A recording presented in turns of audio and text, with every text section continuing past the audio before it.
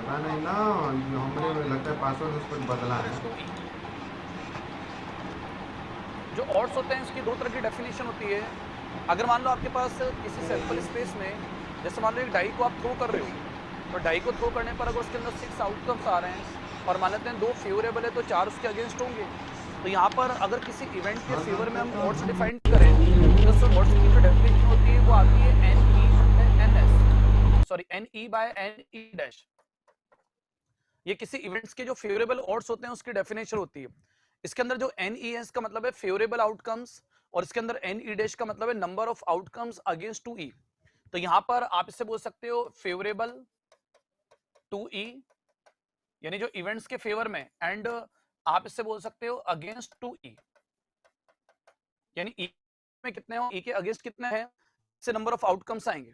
अच्छा मान लो अगर हम इसे प्रोबेबिलिटी के फॉर्म में कन्वर्ट करें, तो आप इस क्या करो, इस स्टेटमेंट को ऊपर नीचे एनएस से डिवाइड करो।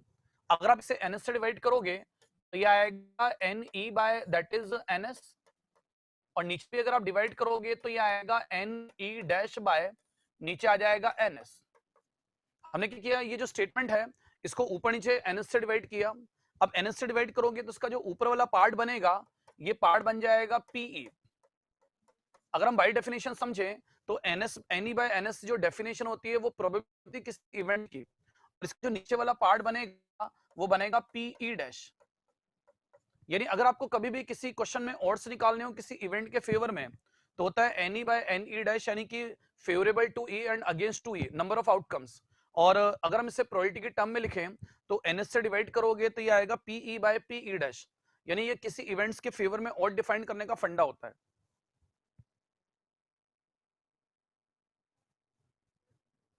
फेवरेबल के नीचे क्या लिखा है, ये लिखा है against to E, against to E, यानी इवेंट के अगेंस्ट कितने ऑड्स हैं, ये लिखा हुआ है अगेंस्ट टू ई। साउंड आप चेक करो कि बाकी सारे स्टूडेंट के साउंड आ रहा है, अगर आपके नहीं आ रहा ना तो आपकी कोई नेटवर्क प्रॉब्लम है, तो इसे लिखो। और अगर आपने इसे कॉपी कर लिया हो, अच्छा ऑड्स दो तरह के होते हैं, इवेंट्स के फेवर में और इवेंट के अगेंस्ट। तो अब अगर मान लो हम किसी इवेंट के अगेंस्ट ऑड लिखें तो इवेंट के अगेंस्ट क्या होंगे देखो। तो यहां से अगर आपसे पूछा जाए कि आपको क्या लिखना है, ऑड्स अगेंस्ट टू, तो जो किसी इवेंट के अगेंस्ट ऑड होते हैं वो इसका उल्टा होगा, यानी ये आ जाएगा N E dash by N E. इस N E dash by N E का मतलब है number of outcomes against to E and number of outcomes favourable to E. अगर इसे भी आप ऊपर नीचे एनएस से डिवाइड करो तो यहां से ये प्रोबेबिलिटी के टर्म में आएगा that is P E dash, and upon में कितना आ जाएगा पीई। तो ये ऑड्स की डेफिनेशन है, यानी किसी इवेंट के ऑड्स हैं। अच्छा पीछे आपको मैंने ये बात आप हमेशा ध्यान रखना, जैसे मैंने आपको पीछे बताया था कि अगर आप लोगों ने सेट थ्योरी पढ़ी है तो पीछे हमने ये कहा था कि जो ई और ई डैश होता है, ई और ई डैश का जो इंटरसेक्शन होता है वो फाई आता है, और जो ई और ई डैश का जो यूनियन होता है वो हमेशा सैंपल स्पेस आता है। अब अगर मान लो हम यहाँ पर सेट थ्योरी यूज करें, तो अगर आप प्रोबेबिलिटी की बात करो या आप लोगों ने सेट थ्योरी पढ़ी है कि ई यूनियन ई डैश, अगर हम इसके अंदर थोड़ी सी सेट थ्योरी यूज करें तो सेट थ्योरी के अंदर आपने ये फॉर्मूला पढ़ा है कि जो n E union E dash जो होता है, यानी ए यूनियन बी का जो फॉर्मूला होता है सेट थ्योरी में, वो आता है n A plus n B minus n A intersection B. तो यहां से अगर हम इस फॉर्मूले को लिखें तो ये आएगा n E plus n E dash, और माइनस में आ जाएगा N E intersection E dash. ये आप लोगों ने सेट थ्योरी के अंदर ए यूनियन बी का फॉर्मूला पढ़ा है ना, कि एन ए यूनियन बी होता है n A plus n B minus n A intersection B. अब देखो यहाँ पर ई यूनियन ई डैश जो होता है किसी भी प्रोबेबिलिटी के लिए वो किसके इक्वल आता है, पी एस। तो यहाँ पर अगर हम इसको लिखें तो ये एन एस बनेगा। अगर हम इसकी बात करें कि जो एन ई होगा और एन ई डैश है इसको एज इट इज लिख दो, तो यहाँ से ये एन ई और प्लस आएगा एन ई डैश, ऐसा आ जाएगा। और आपको पता है कि जो ई इंटरसेक्शन ई डैश है, तो ई इंटरसेक्शन ई डैश का मतलब होता है फाई, तो यहाँ पर ये इसके अंदर आ जाएगा फाई। अब अगर हम इस जो एन ऑफ फाई होगा, यानी जो भी फाई होता है इस फाई के अंदर नंबर ऑफ एलिमेंट कितने होते हैं, 0, तो यहाँ पर एन फाई की वैल्यू तो 0 आ जाएगी क्योंकि फाई के अंदर कोई एलिमेंट नहीं होता। अगर आप इस पूरे के पूरे स्टेटमेंट को एनएस से डिवाइड करो तो एनएस से डिवाइड करने पर ये आएगा 1, और ये आ जाएगा N E by n S, और इसके बाद आएगा ये आएगा n E dash and upon में आ जाएगा कितना एन एस, ऐसा आ जाएगा। मैंने क्या किया, इस पूरी की पूरी इक्वेशन को एन एस से डिवाइड किया। अब मैं इससे अगर प्रोबेबिलिटी में कन्वर्ट करूं तो आपको पता है कि n E by n S क्या होगा, पीई, और एन ई डैश, तो यहां से हम ये इंप्लाइज कर सकते हैं कि इससे ये बात बोली जा सकती है कि जो प्रोबेबिलिटी ऑफ इवेंट ई होती है प्लस प्रोबेबिलिटी जो ई डैश आएगी वो कितना होगा, 1, यानी कि जो पीई प्लस पीई डैश का सम आता है वो कितना आता है, 1। तो किसी इवेंट की और उसके कॉम्प्लीमेंट्री इवेंट की जो प्रोबेबिलिटी है उसका सम हमेशा 1 आता है। तो यहाँ पर ये बात भी आपको ध्यान रखनी है, ये नोट डाल के आप लिख लेना। तो जो इवेंट होती है किसी इवेंट ई और उसकी कॉम्प्लीमेंट्री इवेंट ई डैश का जो सम आता है वो हमेशा 1 आता है। ये पहला पॉइंट है फर्स्ट नोट के अंदर।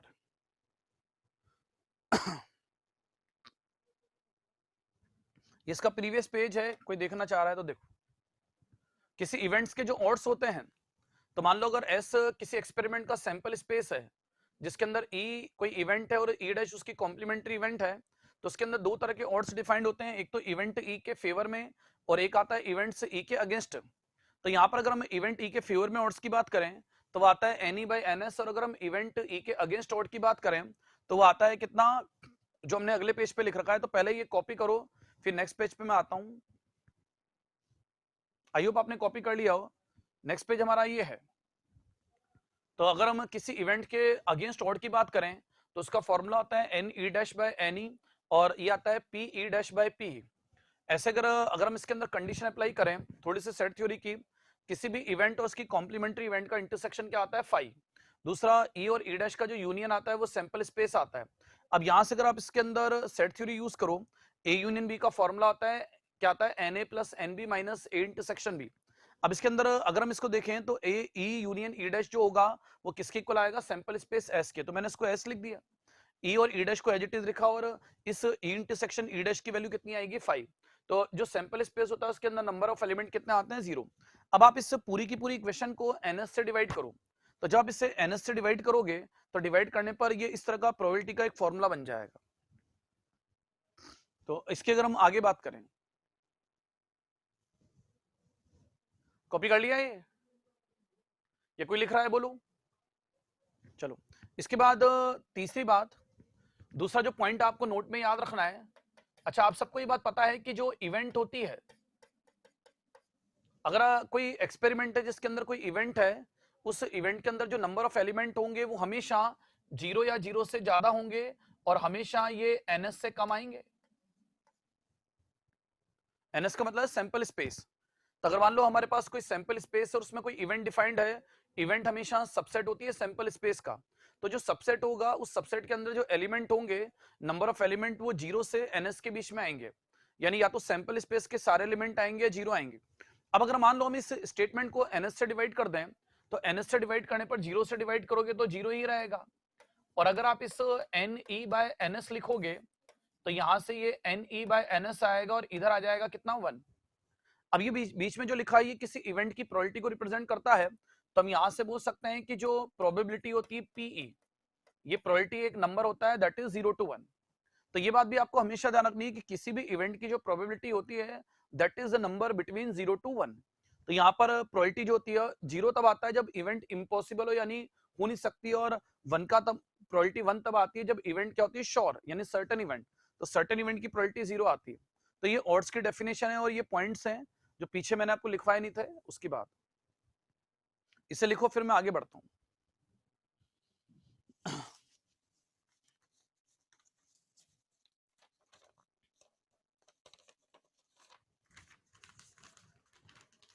अब देखो, मैंने आपसे शुरुआत में भी कहा था, दोबारा से रिपीट कर रहा हूं, प्रोबेबिलिटी के चैप्टर में हम क्या करते हैं, सबसे पहले एक्सपेरिमेंट का सैंपल स्पेस लिखते हैं।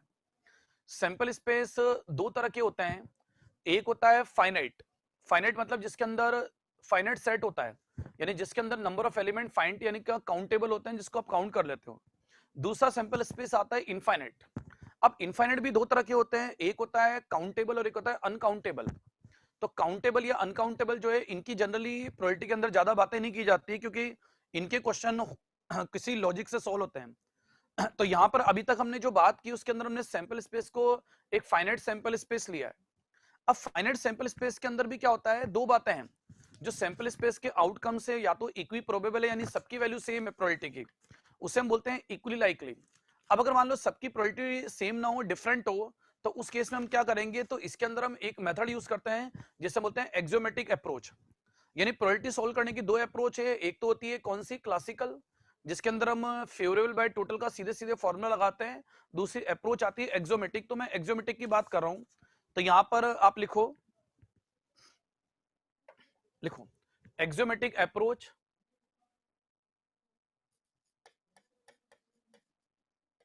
एक्सियोमेटिक अप्रोच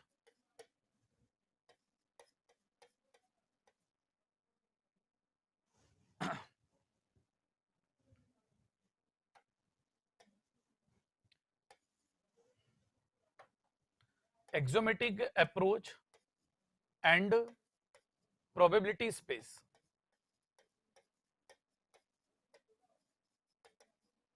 प्रोबेबिलिटी स्पेस एक वर्ड मैं आपके सामने डिफाइन कर रहा हूं, दैट इज प्रोबेबिलिटी स्पेस। और हम बात कर रहे हैं एक्सियोमेटिक। अच्छा, प्रोबेबिलिटी स्पेस दो तरह के होते हैं, एक होता है फाइनाइट और एक होता है इनफाइनाइट। तो पहले मैं बात कर रहा हूं फाइनाइट प्रोबेबिलिटी स्पेस की। तो आप ए पार्ट के अंदर लिखो, और इसके अंदर प्रोबेबिलिटी कैसे निकाली जाती है उसकी हम बात करते हैं। तो आप यहां पर लिखो फाइनाइट प्रोबेबिलिटी स्पेस।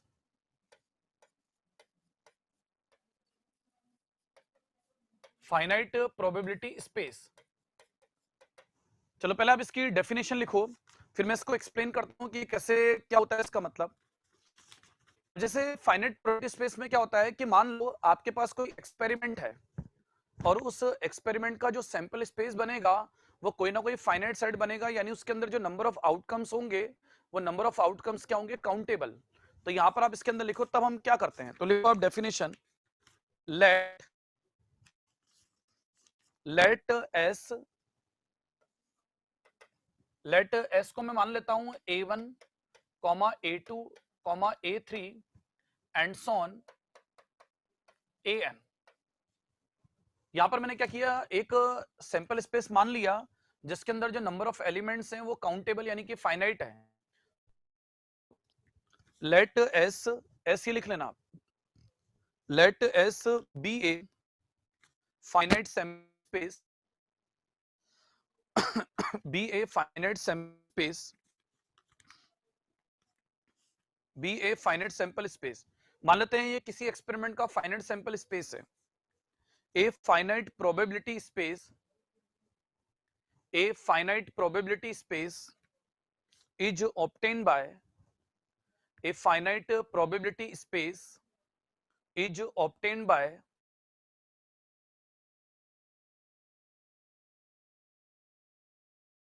हर एक एलिमेंट को एक प्रोबेबिलिटी असाइन करते हैं या एक नंबर असाइन करते हैं। तो आगे लिखो, finite probability space is obtain by assigning to each point, या ईच पॉइंट क्या है, और ये ए आई बिलोंग करता है किससे, S. Finite probability space is obtain by assigning each point, each point क्या लिखना, A I belongs to S.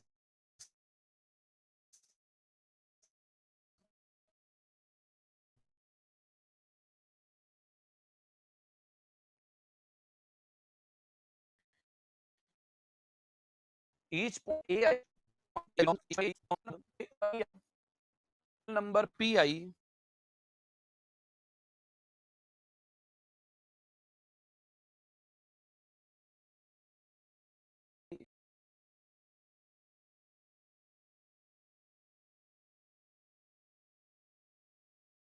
the probability of AI, called the probability of AI satisfying probability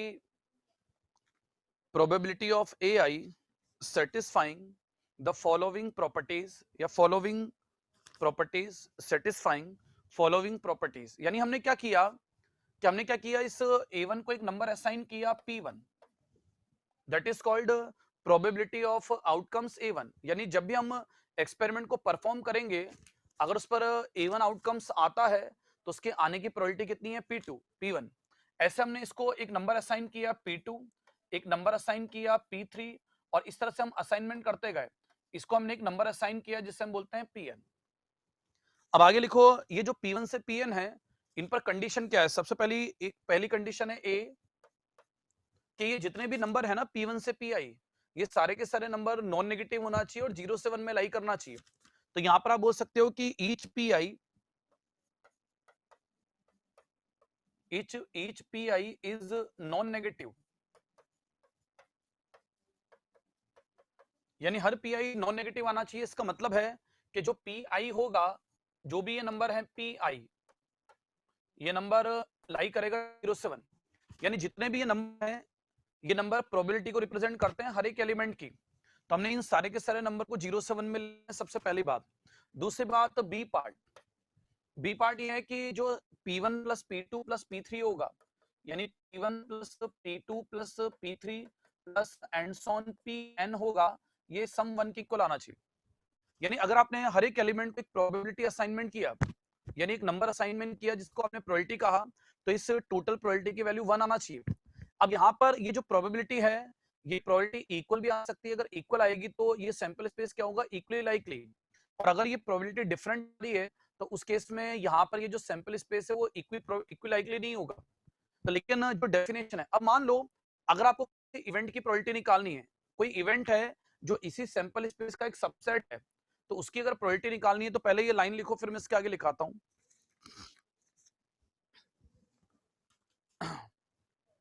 अगर आपने कॉपी कर लिया तो मैं आगे लिखूं। चलो, तो आगे लिखो इसके नीचे लाइन चेंज करके, the probability of any event को मैं नाम देता हूं probability of any event A नाम देते हैं।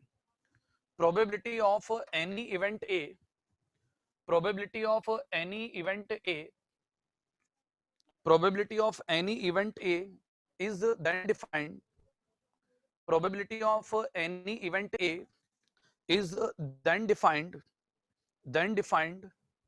to be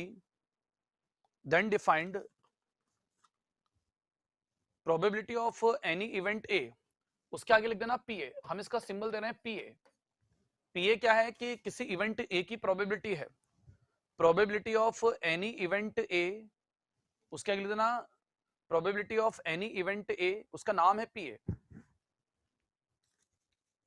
is then defined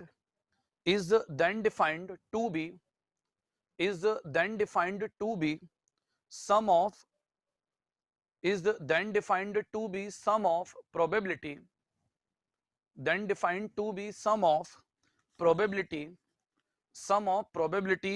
of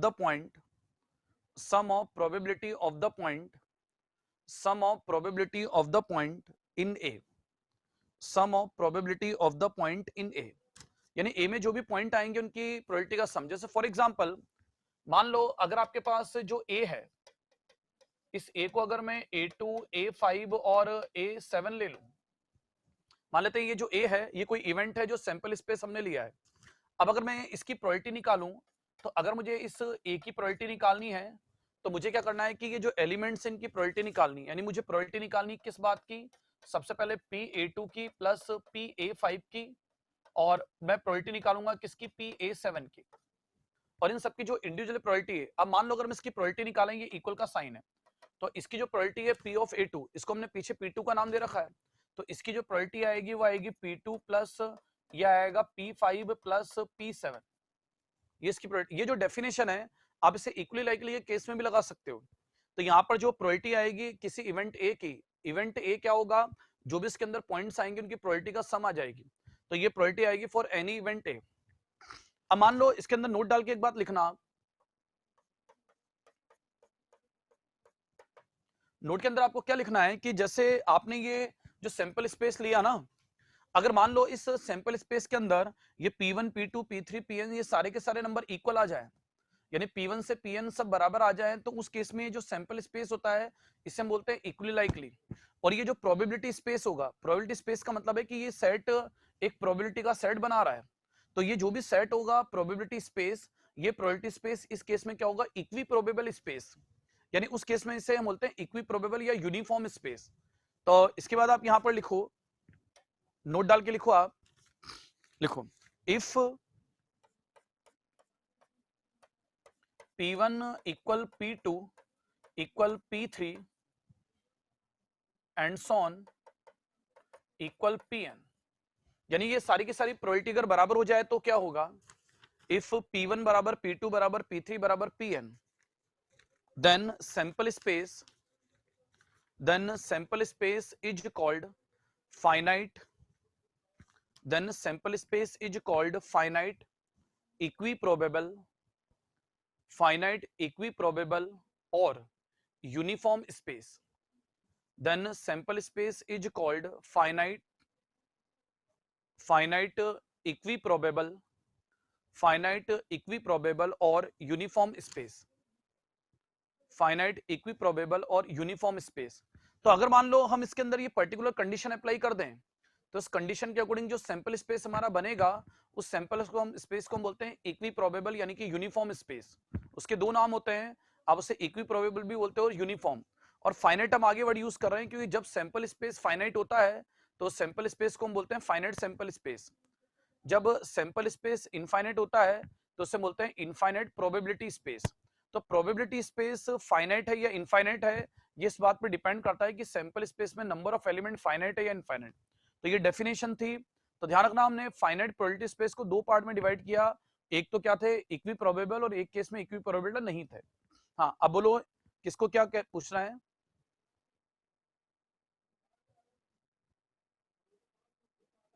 please repeat note, इसका क्या मतलब है। अच्छा जो नोट मैंने आपको लिखा है इसके अंदर लिखा है if P1 equal P2 equal P3 equal Pn, then sample space is called finite equiprobable or uniform space, then sample space is called finite equiprobable or uniform space, finite equiprobable or uniform space। चलो तो ये लिखो आप, सारी कहानी भी बात की है फाइनाइट इक्विप्रोबेबल और यूनिफॉर्म स्पेस। तो सबसे पहले तो हमने बात की कि फाइनाइट प्रोबेबिलिटी स्पेस के अंदर क्या होता है। बस देखो फाइनाइट प्रोबेबिलिटी स्पेस का इतना सा मतलब है कि अगर आपके पास जो सैंपल स्पेस है, अगर आपके पास सैंपल स्पेस की नेचर क्या है फाइनाइट, तो सैंपल स्पेस अगर फाइनाइट है तो इसके अंदर अगर आप प्रोबेबिलिटी डिफाइन करोगे ना, तो जो प्रोबेबिलिटी स्पेस बनेगा वो भी फाइनाइट होगा।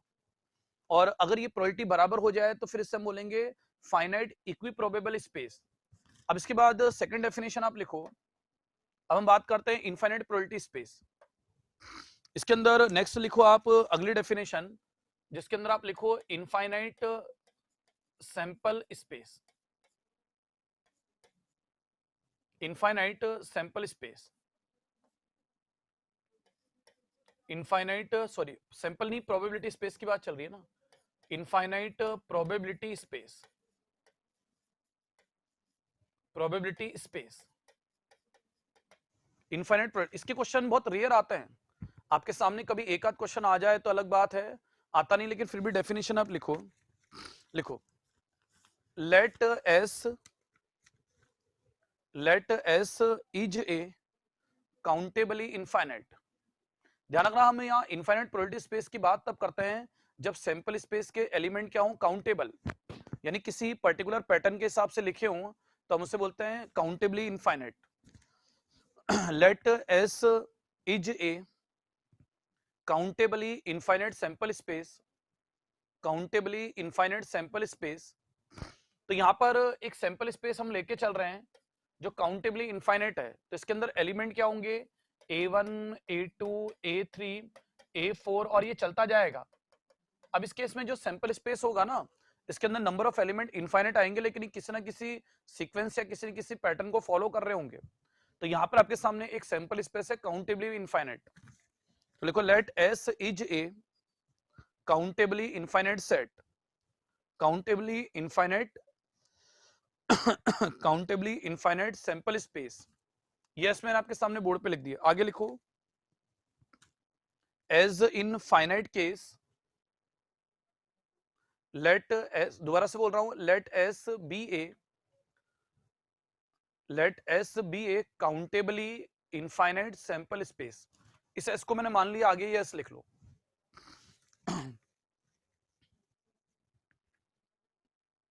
उसके आगे लिखो एज इन फाइनाइट केस, जैसे हमने जैसे हमने फाइनाइट केस में बात की थी वैसे हम यहाँ बात करें as in finite case we obtain a probability space, as in finite case we obtain a probability space, we obtain a probability space, we obtain a probability space by assigning probability space by assigning to each a probability space by assigning to each ai belong as, by assigning each ai belong as a real number pi, a real number pi called its probability, a real number pi called, दोबारा से बोल रहा हूं, ध्यान से सुन सुन के लिखो फिर, let S is a countably infinite sample space, S को आप ये लिख लो, ये काउंटेबली इनफाइनाइट सैंपल स्पेस है। as in finite case we obtain, as in finite case we obtain a probability space, we obtain a probability space by assigning to each ai, assigning to each ai belongs as, to each ai belongs to as a real number pi, a real number pi called its probability, a real number pi called its probability such that, अब इस pi पर condition क्या है, such that, same condition लगेगी, such that के बाद दो condition लिखो, जो pi होगा ये pi क्या होना चाहिए, 0 से 1 के बीच में होना चाहिए। pi क्या है कि हमने इस a1 की प्रोबेबिलिटी को रिप्रेजेंट किया p1 से, a2 की p2 से, a3 की p3 से, a4 की p4 से, इस तरह से हम इन सबको एक एक प्रोबेबिलिटी असाइन कर रहे हैं। दूसरी बात यहां पर क्या होगा, अगेन जो भी आपके पास ये सैंपल स्पेस है इसके अंदर जो भी आपने प्रोबेबिलिटी असाइनमेंट किया है इस प्रोबेबिलिटी का सम हम ऑलवेज 1 आना चाहिए, यानी कि जो p1 होगा प्लस p2 होगा प्लस p3 होगा, और इस केस में ये कहां तक जाएगा, अप टू इंफिनिटी। अगर मैं इसे समेशन की टर्म में लिखूं तो आप इसे समेशन में लिख सकते हो i1 से जो इंफिनिटी तक है pi, इसका जो सम है वो 1 आना चाहिए। अगर हम इसकी लिमिट लें i इक्वल 1 से इंफिनिटी pi तो इसका सम कितना आना चाहिए, 1। तो यहां पर ये इनफाइनाइट है ना, और ये i है, तो अगर हम इसकी i इक्वल 1 से इनफाइनाइट तक लिमिट लें pi की तो इसका जो सम है वो कितना आना चाहिए, 1। तो उसके बाद लिखो आगे देन, अब प्रोबेबिलिटी की डेफिनेशन क्या होगी इस केस में, अगेन अगर आपके पास कोई इवेंट है, इवेंट क्या होगी, इसी का कोई क्या होगी, सबसेट होगी, तो उस इवेंट की अगर आपको प्रोबेबिलिटी निकालनी है ना तो उस इवेंट के अंदर जो भी एलिमेंट्स आएंगे उनकी प्रोबेबिलिटी को जोड़ना है। तो आप यहां लिखो देन के बाद, then the probability of, then the probability को आप नाम दे दो pa, then probability pa of any event a, then probability pa of any event a, of any event a is then sum of the probability pa of any event a is then sum of, is then sum of probability, is then sum of probability of its point, sum of probability of its point, sum of probability of its point। तो उस case में जो P of A होगा वो पिछले part की तरह, अगर मान लो A के अंदर इस सैंपल स्पेस के कुछ एलिमेंट आ रहे हैं, जैसे फॉर एग्जांपल अगर आपके पास जो A आ रहा है इसके अंदर A1 A2 और A3 आ रहा है, मान लो ये कोई इवेंट है जो इसका सबसेट है, तो अगर आपको इसकी प्रोबेबिलिटी निकालनी है तो यहां पर इसकी जो प्रोबेबिलिटी होगी वो क्या आ जाएगा, P1 प्लस P2 और प्लस आएगा कितना, P3। ये आ जाएगा। यानी हमें क्या करना है कि जो भी A1 की प्रोबेबिलिटी है, A2 की प्रोबेबिलिटी और A3 की प्रोबेबिलिटी, इसका सम निकालना है, तो दिस इज कॉल्ड प्रोबेबिलिटी। तो अब मैं आपको क्या करने जा रहा हूं, एक तो ऑड्स वाले क्वेश्चन, इसके अलावा जो प्रोबेबिलिटी स्पेस है, अगर प्रोबेबिलिटी स्पेस इक्वली लाइकली नहीं हो तो उस केस में हम क्वेश्चन कैसे सोल्व करते हैं उसकी बात करने जा रहा हूं। तो अब मैं आपको क्वेश्चन करा रहा हूं, पहले ये पॉइंट लिख लो, अगर लिख लो तो मुझे बता देना, मैं क्वेश्चन शुरू करता हूं।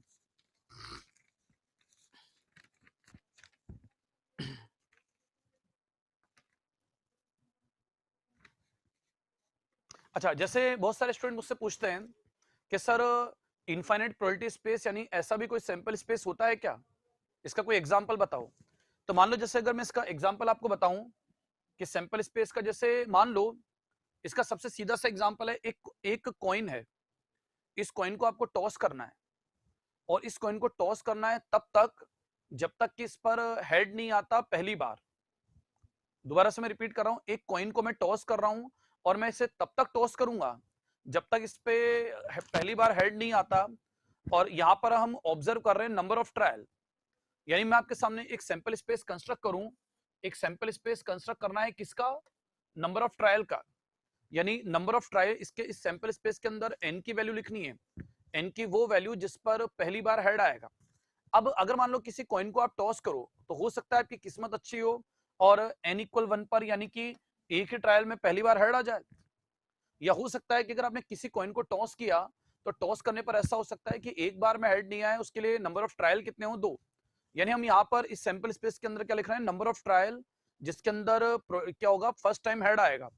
हम कॉइन को टॉस करते जाएंगे जब तक, अब मान लो अगर आपने फर्स्ट टाइम हेड लाने के लिए 2 बार टॉस किया तो हो सकता है कि 2 बार में हेड आ जाए, हो सकता है 3 बार में पहली बार हेड आ जाए, 4 बार में आ जाए, 5 बार में आ जाए, और हो सकता है चलता जाए, तो लास्ट में यहाँ पर इन्फिनिटी आएगा। इन्फिनिटी मतलब कभी भी नहीं आए, यानी आप इस कॉइन को टॉस करते रहो और हो सकता है कभी हेड ही नहीं आए, तो ऐसा पॉसिबल है। तो यहाँ पर ये जो सैंपल स्पेस बनेगा ना, इस सैंपल स्पेस को हम बोलते हैं इनफाइनाइट काउंटेबल सैंपल स्पेस। तो यहाँ पर ये जो सैंपल स्पेस है ये इनफाइनाइट सैंपल स्पेस है, लेकिन इसके जो एलिमेंट है वो एक ऑर्डर यानी एक पैटर्न को फॉलो कर रहे हैं, तो इसे हम काउंटेबली इनफाइनाइट बोलते हैं। तो काउंटेबली इस तरह की भी सैंपल स्पेस बन सकते हैं क्वेश्चन में, तो वो कोई बहुत बड़ा इशू नहीं है। तो यहाँ पर इस बात का ध्यान रखना, इस तरह के भी सैंपल स्पेस बन सकते हैं। तो खैर अब मैं क्वेश्चन की बात कर रहा हूँ, सीधे सीधे क्वेश्चनों से मैं शुरू कर रहा हूँ। तो अब सबसे पहला क्वेश्चन लिखो आप,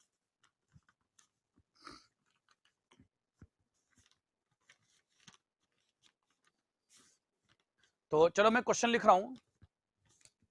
पहला क्वेश्चन आप लिखो, सपोज सपोज पहला क्वेश्चन लिखो, suppose a sample space S, question number 1, पहला क्वेश्चन मैं आपको करा रहा हूं, question number 1, suppose a sample space S consist of 4 element, a sample space S consist of 4 element, 4 element, element को मैं नाम देता हूं, 4 एलिमेंट, सैंपल स्पेस आप लिख लो A1, A2, A3 and A4, 4 element S, A1, A2, A3, A4।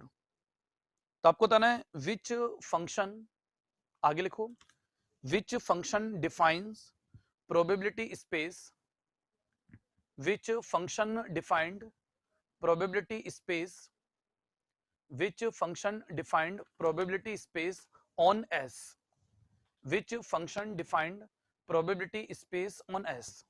तो मैं आपके सामने कुछ प्रोबेबिलिटी फंक्शन लिख रहा हूं, जैसे पहला, फर्स्ट ए पार्ट में ये है कि मान लो आपके पास जो PA1 है इसको मैंने डिफाइन किया कि 1/2, PA2 को मैंने डिफाइन किया दैट इज PA2 हमने ले लिया, इसे भी हमने ले लिया 1/2, एंड PA3 को हमने ले लिया, इस PA3 को मैंने कंसीडर किया 1/4, और मान लो PA5 को हमने कंसीडर किया, ये लिया 1/5। मेरा आपसे ये क्वेश्चन है, आपको बताना है कि ये आपके सामने जो प्रोबेबिलिटी असाइनमेंट है, ये प्रोबेबिलिटी असाइनमेंट क्या इसका प्रोबेबिलिटी स्पेस बनेगा? बताओ, बनेगा नहीं बनेगा? नहीं। क्यों नहीं बनेगा, कारण बताओ। देखो, अगर आप किसी सैंपल के स्पेस के एलिमेंट को प्रोबेबिलिटी असाइन कर रहे हो ना, ये PA1 का मतलब है कि एलिमेंट A1 की प्रोबेबिलिटी, तो सबसे पहली कंडीशन तो ये कि सारी की सारी प्रोबेबिलिटी 0 से 1 में लाई करना चाहिए। तो पहले ये चेक करो कि क्या ये सारी की सारी प्रोबेबिलिटी 0 से 1 में लाई कर रही है, कर रही है। दूसरी कंडीशन ये है कि अगर आप इसको प्रोबेबिलिटी असाइनमेंट कर रहे हो तो यहां पर जो PA1 plus PA2 plus PA3 और प्लस PA4, तो ये जो सम है ये सम कितना आना चाहिए, 1। ये सम 1 आना चाहिए। लेकिन बाई चांस अगर आप देखो तो यहाँ पर 1/2, 1/2, 1/4 और 1/5 को अगर आप ऐड करोगे तो ये सम मोर देन 1 आ रहा है। तो अगर मान लो इस सम की वैल्यू 1 से ज्यादा आ रही है तो यहाँ पर अगर हम देखें तो इस क्वेश्चन में जो सम आ रहा है ये सम कितना आ रहा है, यहाँ पर ये सम आ जाएगा, इस सम की वैल्यू आ रही है अगर आप देखो तो 1/2 प्लस 1/2 प्लस 1/4 प्लस 1/5। अगर आप इसको कैलकुलेट करके देखो तो इसकी वैल्यू आएगी 1 और ये कितना आ जाएगा 9/20, तो 1 प्लस 9/20 आ जाएगा 29/20। तो ये 9/20 यानी ग्रेटर देन 1 आ रहा है ना। तो अगर मान लो इस प्रोबेबिलिटी को ऐड करने पर अगर इसकी वैल्यू ग्रेटर देन 1 आ रही है तो इसका मतलब जो भी ये प्रोबेबिलिटी असाइनमेंट है, ये प्रोबेबिलिटी असाइनमेंट इस सैंपल स्पेस के लिए प्रोबेबिलिटी स्पेस का काम नहीं करेगा, यानी हम इसे प्रोबेबिलिटी स्पेस नहीं बोल सकते। बात समझ में आ गई ना। इन सबको जोड़ के देखो 1/2 प्लस 1/2 और इसको ऐड करोगे तो ये जो असाइनमेंट है, ये जो असाइनमेंट है, ये असाइनमेंट इस सैंपल स्पेस के लिए प्रोबेबिलिटी स्पेस का काम नहीं करेगा। लिखो इसका बी पार्ट। चलो सेकंड पार्ट में आप बताओ कि ऐसा ये होगा क्या। मान लो अगर आपके पास प्रोबेबिलिटी असाइनमेंट ऐसा है, आपके पास प्रोबेबिलिटी असाइनमेंट है कि PA1 इसकी वैल्यू मैं मान लेता हूं 1/2, PA2 इसको आप लेके चलो 1/4 एंड PA3, इस PA3 को आप लेके चलो दैट इज -1/4 और जो PA4 है इस PA4 को आप कंसीडर करो 1/2। तो आपको बताना है कि जो प्रोबेबिलिटी का असाइनमेंट मैंने किया है सिंपल स्पेस को, तो क्या ये असाइनमेंट प्रोबेबिलिटी स्पेस कंस्ट्रक्ट कर रहा है, नहीं कर रहा। क्यों नहीं कर रहा बताओ। इसकी वजह से क्योंकि यहां पर ये नंबर नेगेटिव आ रहा है ना। तो जो प्रोबेबिलिटी असाइनमेंट होता है उस प्रोबेबिलिटी असाइनमेंट के अंदर सैंपल स्पेस के जितने भी एलिमेंट होते हैं सबकी प्रोबेबिलिटी नॉन नेगेटिव नंबर होता है 0 to 1। तो यहाँ पर ये जो नंबर है ये नेगेटिव नंबर है, तो किसी भी आउटकम्स की जो प्रोबेबिलिटी है वो नेगेटिव नहीं आती। तो इसके नेगेटिव होने की वजह से ये जो असाइनमेंट है ये असाइनमेंट किसी प्रोबेबिलिटी स्पेस को कंस्ट्रक्ट नहीं करता। चलो सी पार्ट में बताओ आप। सी पार्ट मैंने प्रोबेबिलिटी असाइनमेंट किया कि PA1 इसको मैंने ले लिया 1/2, दूसरा हमने ले लिया PA2 इसको हमने ले लिया कितना 1/4। नेक्स्ट आप लिखो PA3 इसको हमने ले लिया दैट इज 1/8 और हमने ले लिया PA4 इसको हमने ले लिया 1/8। अब आप सोच के बताओ कि ये जो मैंने प्रोबेबिलिटी का असाइनमेंट किया आउटकम्स को, तो ये जो प्रोबेबिलिटी असाइनमेंट है कि या किसी प्रोबेबिलिटी स्पेस को कंस्ट्रक्ट कर रहा है, करेगा। देखो सबसे पहली बात तो ये कि क्या ये सारे के सारे नंबर नॉन नेगेटिव 0 to 1 लाई कर रहे हैं, तो 100% कर रहे हैं। अब अगर मान लो यहां पर हम बात करें, ध्यान रखना ये 8 लिखा हुआ है, ये दोनों 8 को रिप्रेजेंट कर रहे हैं।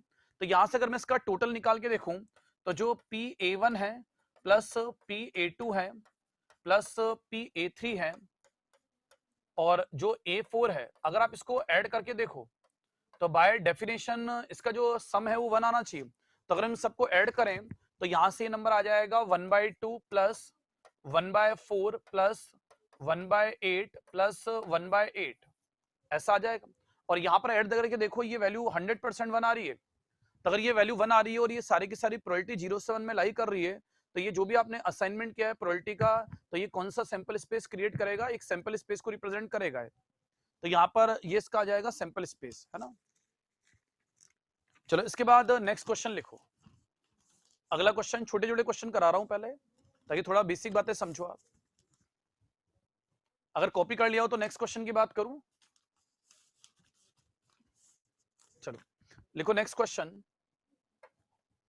लिखो ए कॉइन, अगला क्वेश्चन लिखो a coin is weighted, weighted मतलब उसको हमने हमारे हिसाब से डिजाइन किया है। A coin is weighted so that, a coin is weighted so that heads so that head is twice head is twice as likely as head is twice as likely as appear to tell find p h and p tell। यानी हमने क्या किया, एक coin को इस तरह से weighted किया कि उस पर हेड आने की जो प्रोबेबिलिटी है वो टेल आने की प्रोबेबिलिटी का ट्वाइस है। तो आपको बताना है कि हेड या टेल आने की प्रोबेबिलिटी कितनी होगी। अब देखो आपको क्या करना है कि सबसे पहला काम, कोई भी अगर आपके पास एक्सपेरिमेंट है तो सबसे पहले आप उस एक्सपेरिमेंट का सैंपल स्पेस लिखो।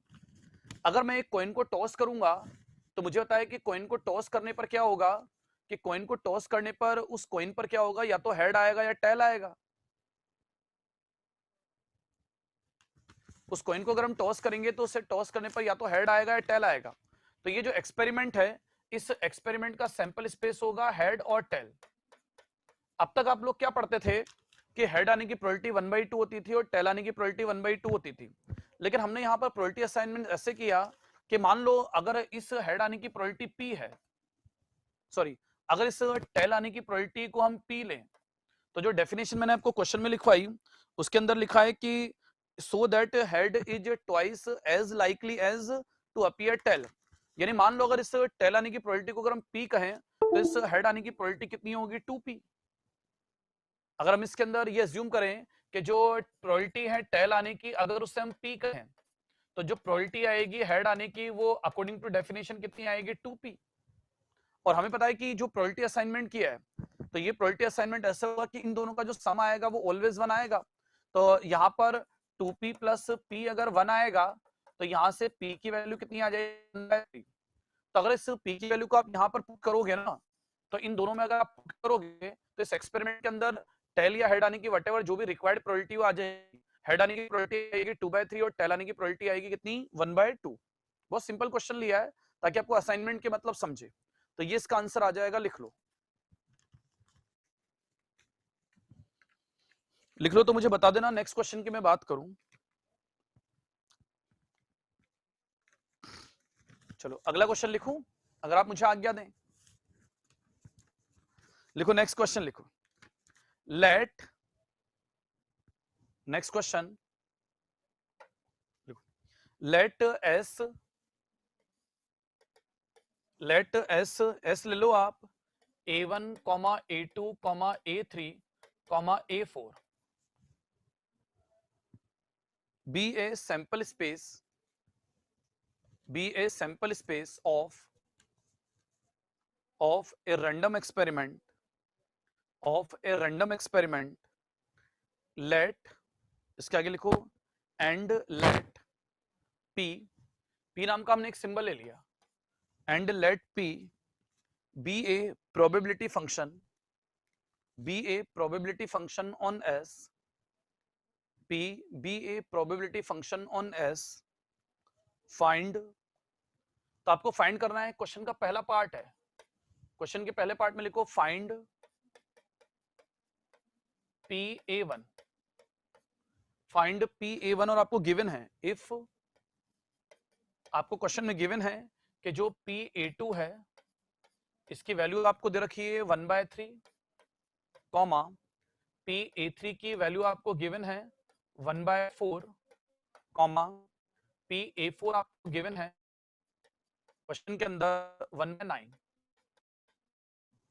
आपको इस क्वेश्चन के अंदर pa1 फाइंड करना है। इसके अंदर pa2 आपको गिवन है 1/3, pa3 गिवन है 1/4 और pa4 की प्रोबेबिलिटी आपको गिवन है 1/9। शायद आपको दिख नहीं रही हो, थोड़ा इधर लिख देता हूं मैं। तो यहां पर जो प्रोबेबिलिटी है किसकी, pa4, इस a4 की प्रोबेबिलिटी आपको लेकर चलनी है 1/9 और आपको इस क्वेश्चन के अंदर फाइंड करना है pa1। तो चलो pa1 यानी कि जो सैंपल स्पेस का a1 आउटकम है इसकी प्रोबेबिलिटी क्या होगी इस क्वेश्चन के अंदर, कोई आंसर निकाल के बताया। 11/36 शायद गलत हो,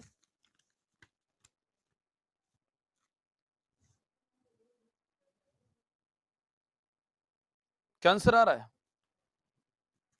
देखो पहली बात तो जो प्रोबेबिलिटी होगी, अगर मान लो हम यहां पर प्रोबेबिलिटी असाइनमेंट करें तो जो भी PA1 होगा प्लस PA2 होगा प्लस PA3 होगा, इस प्लस PA4 होगा, इसकी सम 1 आएगा ना। अगर हम इसको सोल्व करें तो जितना भी जो भी प्रोबेबिलिटी आपने असाइनमेंट किया है उसका सम 1 आएगा। अब PA1 मुझे कैलकुलेट करना है, तो यहां से अगर मैं कैलकुलेट करूं तो जो PA1 आएगा प्लस इस PA2 की वैल्यू क्वेश्चन में गिवन है 1/3, तो ये नंबर आएगा 1/3 प्लस 1/4 और प्लस आएगा 1/9 और ये 1 आएगा। कैलकुलेट करके बताओ कि इस PA1 की वैल्यू कितनी आएगी। अगर हम इस PA1 की वैल्यू निकालें तो ये वैल्यू आ जाएगी यहां से 1 माइनस 1/3 माइनस 1/4 माइनस आएगा 1/9। तो अगर आप इसका एलसीएम लोगे तो इसका जो एलसीएम आएगा वो आएगा 36। तो इसका 36 एलसीएम लेके देखो तो यहाँ पर आएगा 36 माइनस में आएगा 12। तो 36 में से 12 माइनस करोगे 24, 24 में से माइनस करोगे 9, तो 24 माइनस 9 आएंगे 15 और 15 में से आप माइनस करोगे कितना 4, तो 15 माइनस 4 कितना होगा 11। तो यहाँ पर इसका जो आंसर आ रहा है वो 11/36 आ रहा है। देखो सोल्व करने पर। चलो इसी क्वेश्चन का सेकंड पार्ट लिखो आप। आए इसके सेकंड पार्ट पर लिखो, इसी क्वेश्चन का सेकंड पार्ट लिख रहा हूं, सैंपल स्पेस यही है। तो इसके सेकंड पार्ट में लिखो आप, सेकंड पार्ट है इस क्वेश्चन का फाइंड, आपको फाइंड करना है PA1 इफ, आपको कंडीशन गिवन है PA2, A3, इसकी प्रोबेबिलिटी दे रखी है 2/3, PA2,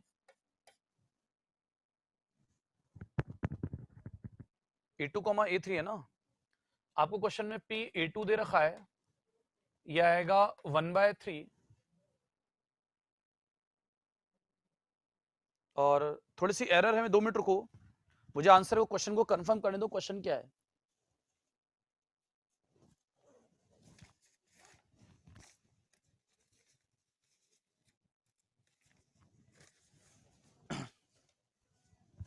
जिसका ओरिजिनल क्वेश्चन है, थोड़ा मुझे डेटा एरर लग रही है तो वो डेटा एरर एक बार मुझे चेक कर लेने दो, वरना क्वेश्चन गलत हो जाएगा आपका।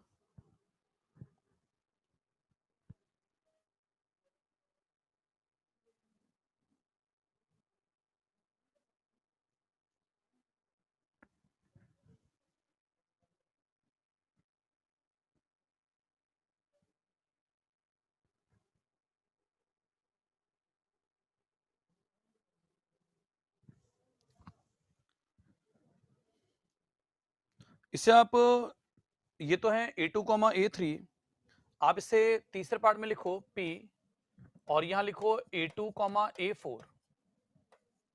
इसकी जो प्रोबेबिलिटी आपको गिवन है A2, A4 ये गिवन है 1/2। चलो इसे सॉल्व करो आप और मुझे बताओ कि आंसर क्या आएगा। ये आपके सामने स्टेटमेंट दे रखे हैं। अब बहुत सारे स्टूडेंट क्या होता है, इस स्टेटमेंट का मतलब नहीं समझते।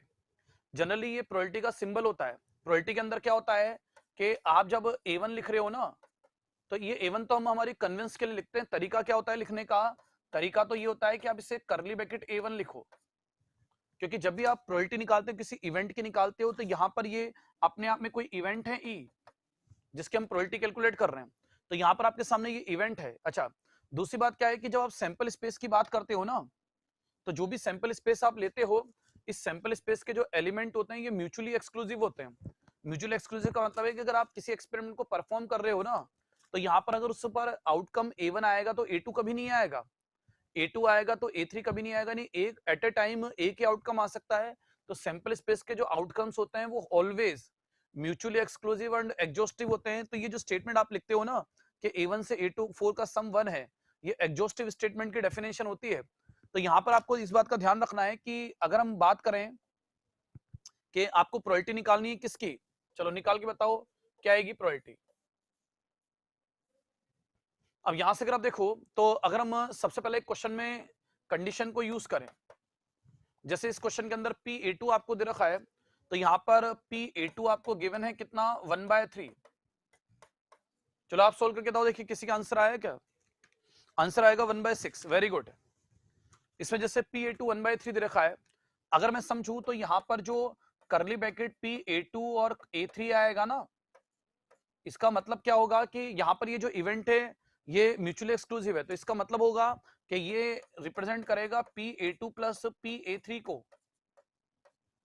यहाँ पर ये जो A2 प्लस A3 है, इसका मतलब होगा P(A2) प्लस P(A3). तो यहाँ पर जो पहले वाले पार्ट में इसकी वैल्यू आपको गिवन है, वो गिवन है कितनी? 2/3। ये वैल्यू आपको 2/3 दे रखी है। तो आप इसके अंदर देखो जो P(A2) है वो 1/3 है, तो 1/3 अगर आप इसे पुट करके यहाँ से P(A3) को कैलकुलेट करोगे तो इस P(A3) की वैल्यू आ जाएगी 1/3 सॉल्व करने के बाद। तो यहाँ से ये P(A3) की आएगी। अब इसके अंदर हमें क्या करना है, सिमिलर वे में यहाँ से P(A4) की वैल्यू निकालनी है, इसकी प्रोबेबिलिटी को यूज करके 1/2। तो इसे लिख लो, फिर मैं अगले पेज पे सॉल्व करके लिखता हूँ इसे। कॉपी कर लिया ये? अब इसके बाद अगर हम इसके अंदर बात करें तो क्वेश्चन में आपको ये गिवन है कि जो P करली ब्रैकेट A2 और A4 है, इसकी प्रोबेबिलिटी आपको 1/2 दे रखी है। तो इसकी प्रोबेबिलिटी अगर लिखी जाए तो इसकी प्रोबेबिलिटी क्या हो जाएगी, यहां से आएगा P(A2) और प्लस आ जाएगा कितना? P(A4). करो सॉल्व करो आप।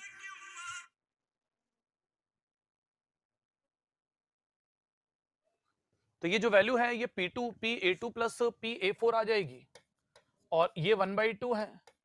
अब यहां से अगर हम P(A4) निकालें तो पीछे आपने देखा कि आपको इस P(A2) की वैल्यू क्वेश्चन में गिवन है 1/3, तो इस 1/2 में से आप माइनस करो 1/3, तो फाइनली ये 1 कितना आएगा? 6, ऐसा आ जाएगा। अब यहां से लास्ट कंडीशन आप ये यूज करो कि आपको पता है कि P(A1) प्लस P(A2) प्लस जो P(A3) आता है, P(A3) प्लस P(A4), इसकी जो वैल्यू आती है वो कितनी आती है? 1। तो अब इसके अंदर क्या करो, जितनी भी प्रोबेबिलिटी है सबको पुट करो और पुट करके मुझे कैलकुलेट करके बताओ P(A1) कितना आ रहा है। तो जब आप इसे सोल्व करो, ये ऐड मैंने क्यों किया, ये ऐड इसलिए किया क्योंकि सैंपल स्पेस की जो आउटकम्स की प्रोबेबिलिटी है ना, हमने प्रोबेबिलिटी असाइनमेंट क्या किया था, सबकी प्रोबेबिलिटी को P1 P2, सैंपल स्पेस के जो आउटकम्स होते हैं उनकी प्रोबेबिलिटी का सम हमेशा 1 आता है। तो यहां से अगर आप P(A1) कैलकुलेट करोगे तो मेरे हिसाब से इसका जो आंसर आएगा वो 1/6 आएगा। देखो ये इस क्वेश्चन का आंसर आना चाहिए 1/6। आप सब कैलकुलेट करके देखो आ रहा है कि नहीं आ रहा।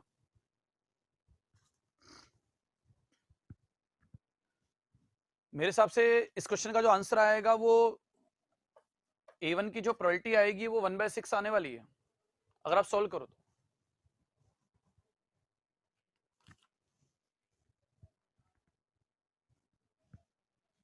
चलो इसका थर्ड पार्ट की बात करूं मैं।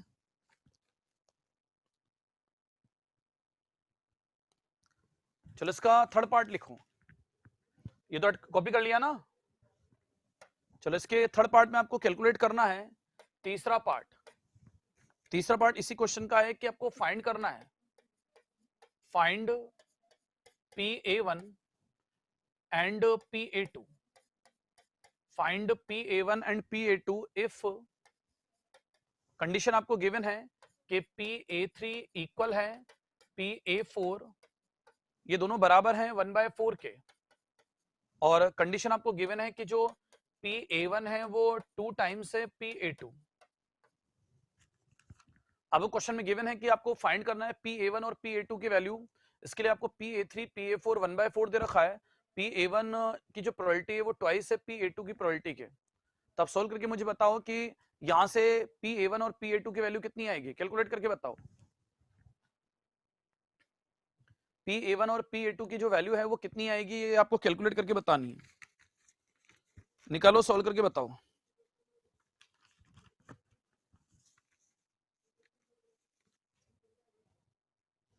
क्या आंसर आया? 1/6 और 1/3। ये बताओ P(A1) कितना आ रहा है, P(A1) कितना आ रहा है ये बताओ आप। 1/6। और P(A2) कितना आ रहा है, क्या रहा है P(A2) 1/3। चलो सब वेरीफाई करो कि ये करेक्ट है क्या। ये जो मैंने आंसर लिखा है बोर्ड पे, ये किसी स्टूडेंट ने लिख रखा है व्हाट्सएप पे, इस पे चैट बॉक्स में, तो चेक करो कि ये आंसर कंफर्म है क्या। गलत है तो फिर क्या आएगा, पहले तो P(A1) कितना आएगा, P(A1), अच्छा उल्टा आएगा। अगर उल्टा लिखें तो 1/3 इसको ले लो और 1/6 इसको ले लो। अब बताओ ये करेक्ट है क्या? तो सब सोल्व करके देखो, मैं सोल्व नहीं करूंगा। आपको इसके अंदर क्या करना है कि जो सैंपल स्पेस है इसके अंदर एक तो एक कंडीशन है, आपको कंडीशन यूज करनी है Pa1 plus Pa2 plus Pa3 plus Pa4, इन सबका जो सम है वो कितना आएगा 1। एक कंडीशन वो यूज करनी है, सोल्व करके देखो आंसर क्या आ रहा है। देखो आंसर आ रहा है कि नहीं आ रहा।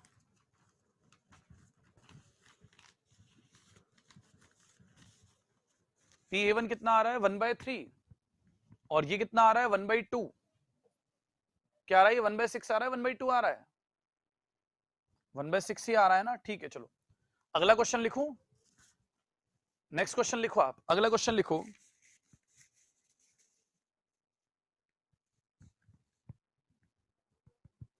नेक्स्ट क्वेश्चन लिखो आप, लिखो find probability of an event. देखो कभी भी ऐसा प्रोबेबिलिटी के अंदर जो ब्रैकेट लिखा होता है ना, मान लो ये A2 और A3 लिखा है, तो एक्चुअली ये एक इवेंट है। ये क्या है? एक इवेंट है E, जिसकी हम प्रोबेबिलिटी निकाल रहे हैं। तो यहां का अगर हम इस इवेंट इवेंट के फेवरेबल आउटकम्स क्या है? A2 A3, यानी अगर आप एक्सपेरिमेंट को परफॉर्म कर रहे हो तो या तो उस पर A2 आए या A3 आए, तो इस इवेंट की जो प्रोबेबिलिटी आएगी वो Pa2 प्लस Pa3 के सम के बराबर आएगी। क्योंकि यहाँ पर A2 और A3 म्यूचुअल एक्सक्लूसिव इवेंट है, ये दोनों एक साथ नहीं हो सकती, या तो आउटकम A2 ही आएगा या A3 आएगा, इसलिए हम इसकी प्रोबेबिलिटी को जोड़ते हैं। ये सिंबल होता है प्रोबेबिलिटी निकालने का। चलो तो इसके बाद लिखो नेक्स्ट क्वेश्चन, अगला क्वेश्चन लिखो आप। Find probability of an event, find probability of an event if the odds it will occur, if the odds it will occur are, if the odds it will occur are, first it will occur are 2 to 1। मान लो कोई event है, उस event के favour में आपको ये odds दे रखे हैं, तो आपको बताना है उस इवेंट की प्रोबेबिलिटी क्या होगी। बोलो क्या होगी? 2/3। Very good. तो जैसे आपको यहां पर अगर कोई पूछे कि NE कितना है, यानी अगर आपके पास 2:1 किसी इवेंट के फेवर में ऑड है ना, तो ये आपके फेवरेबल केसेस हैं और आपके ये क्या है? Against cases. तो यहाँ पर NE कितना है? 2, यानी इवेंट के फेवर में केस कितने हैं? 2। और अगर आपसे पूछा जाए NE' कितना होगा, तो वो आएगा 1, यानी उस इवेंट्स के अगेंस्ट केसेस क्या होंगे। अब यहां से अगर हम NS निकालें, यानी कि सैंपल स्पेस के अंदर टोटल कितने एलिमेंट आएंगे, तो इन दोनों को जोड़ो। सैंपल स्पेस के अंदर जो एलिमेंट्स होते हैं वो इवेंट के फेवर में जो आते हैं और इवेंट के अगेंस्ट जो आते हैं, इन दोनों में हमेशा इंटरसेक्शन 5 आता है। तो यहाँ पर ये आएंगे 3। तो जो प्रोबेबिलिटी आएगी, अगर हम इस इवेंट की प्रोबेबिलिटी निकालें P ऑफ E, तो जो प्रोबेबिलिटी आएगी यहाँ से P ऑफ E, ये प्रोबेबिलिटी आ जाएगी NE/NS, यानी इवेंट के फेवर में NE/NS, तो प्रोबेबिलिटी आ जाएगी 1/3। ये उस इवेंट की प्रोबेबिलिटी आ जाएगी। चलो सेकंड पार्ट में बताओ कि इवेंट की प्रोबेबिलिटी क्या होगी अगर उसके ऑड्स 5 to 11 है। डायरेक्ट बताओ, अगर किसी इवेंट्स के फेवर के जो ऑड्स हैं वो 5 to 11 है, तो उस इवेंट की प्रोबेबिलिटी क्या होगी? 5/16। तो यहां से अगर हम प्रोबेबिलिटी लिखे ना, तो प्रोबेबिलिटी की डेफिनेशन आएगी फेवरेबल आउटकम्स। तो जो भी फेवरेबल आउटकम्स है वो कितने हैं? 5। और टोटल नंबर ऑफ आउटकम्स कितने होंगे? 11 + 5। तो यहाँ पर जो प्रोबेबिलिटी आएगी वो आएगी 5/5 + 11। 5 + 11 का मतलब है कि टोटल पॉसिबल आउटकम्स, तो प्रोबेबिलिटी आ जाएगी 5/16। तो अगर आपको कभी किसी क्वेश्चन को ऑड्स दे रखे हों, तो उस ऑड्स से अगर आपको प्रोबेबिलिटी लिखनी है, तो उसके अंदर फेवरेबल बाय टोटल लिखना है। टोटल ये केस होते हैं, दोनों को जोड़ दो। लिखो नेक्स्ट क्वेश्चन, अगला क्वेश्चन लिखो, नेक्स्ट क्वेश्चन लिखो। ये मैंने बेसिक क्वेश्चन कराया था आपको ये समझाने के लिए कि ऑड्स को प्रोबेबिलिटी में कैसे लिखते हैं। कई बार स्टूडेंट को लिखना नहीं आता। 2 to 1 का मतलब है कि अगर किसी एक्सपेरिमेंट को हम परफॉर्म कर रहे हैं, तो उस एक्सपेरिमेंट में अगर कोई इवेंट डिफाइंड है, तो उस इवेंट के फेवर में 2 केस हैं और इस इवेंट के अगेंस्ट केवल एक ही केस है, यानी सैंपल स्पेस के अंदर टोटल कितने केस आएंगे? 3। तो अगर हम उस इवेंट की प्रोबेबिलिटी की बात करें, तो वो आएगी फेवरेबल बाय टोटल। तो फेवरेबल आएगा 2 और टोटल आएंगे 3, है ना। तो नेक्स्ट आप लिखो, अच्छा सॉरी ये मैंने गलत लिख दिया, Ne2 आएगा, है ना, ये मैंने गलती से 1 लिख दिया कि जो Ne है ना, इस Ne की वैल्यू कितनी है 2, तो इस Ne के लिए 2 डालोगे तो 2/3 आंसर आएगा। लिखो अब next question, in a swimming race, लिखो in a swimming race the odds, in a swimming race, अगला क्वेश्चन लिखा रहा हूं, in a swimming race the odds that, in a swimming race the odds that a will win are, in a swimming race the odds that a will win the race are 2 to 3, यानी अगर कोई swimming की race है तो उसके अंदर ए जीतेगा, इस बात के जो ऑड्स हैं वो है 2 to 3, and odds that B will win, and odds that B will win are, तो B के जो odds हैं, B will win are 1 to 4, B will win are 1 to 4, find probability P and odds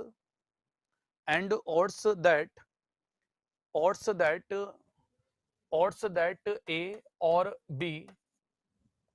or B win the race. Find probability P and odds that A or B win the race. A or B win the race. A or B win the race. अब इसके अंदर हो क्या रहा है कि आपके पास एक स्विमिंग रेस है, उस स्विमिंग रेस में जो ए होगा, ये ए उस रेस को जीतेगा, इस ए उस रेस को जीतेगा, इसकी प्रोबेबिलिटी कितनी है? अगर हम इस यहां से ए की प्रोबेबिलिटी निकालें रेस जीतने की, तो इस ए की जो प्रोबेबिलिटी है वो प्रोबेबिलिटी आएगी 2/5। यहां पर जो ए की प्रोबेबिलिटी है वो 2/5 आएगी। 2/5 कैसे? कि यहां पर ए के फेवरेबल केस कितने हैं 2 और टोटल नंबर ऑफ केसेस कितने हैं 5। अच्छा अगर हम बी की बात करें तो यहां पर बी इस रेस को जीते, तो बी अगर इस रेस को जीतेगा तो यहां पर बी के जो फेवरेबल ऑड्स हैं वो 1 to 4 है। 1 to 4 का मतलब बी 1 to 4 में अगर मान लो 5 बार उसको बी उसको परफॉर्म कर रहा है तो एक बार वो जीतेगा, तो 1 to 4 का मतलब है कि उसमें 1/5 इसकी क्या आ जाएगी प्रोबेबिलिटी। अब यहां पर अगर हम इस ए और बी की बात करें तो हमें प्रोबेबिलिटी निकालनी है कि ए और बी या तो ए रेस को जीते या बी रेस को जीते। तो यहां पर अगर हम ए और बी की प्रोबेबिलिटी निकालें तो जब ए और बी की प्रोबेबिलिटी निकालोगे तो यहां पर आएगा ए और बी। अब वैसे तो मैथमेटिक्स में क्या होता है, इस ए और बी का मतलब और का मतलब यूनियन होता है, इस और का मतलब क्या होता है ए यूनियन बी। अब ए यूनियन बी का जो फॉर्मूला सेट थ्योरी में होता है ना, वैसे ही प्रोबेबिलिटी में होता है। गलती से मैंने क्वेश्चन पहले लिख दिया क्योंकि अभी तक तो मैंने आपको ये बात बताई नहीं।